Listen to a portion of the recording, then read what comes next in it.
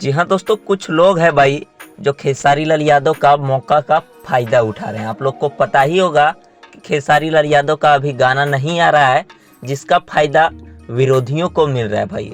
जी हाँ दोस्तों, बिल्कुल आप लोग सही सुन रहे हैं।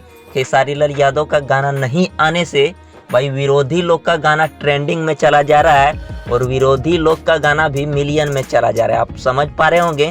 लेकिन अभी हम आप लोगों को एक पोस्टर दिखाएं भाई खेसारी लाल यादव का।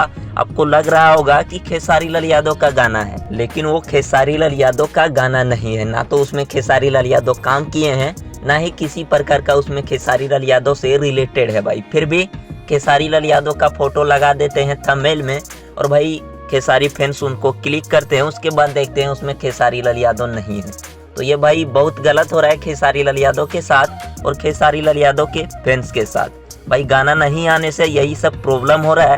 अभी आप लोग देखें, विरोधी लोग इसका खूब फायदा उठा रहे हैं। मिलते हैं दोस्तों फिर नेक्स्ट वीडियो में। वीडियो अच्छा लगा तो लाइक और सब्सक्राइब करें।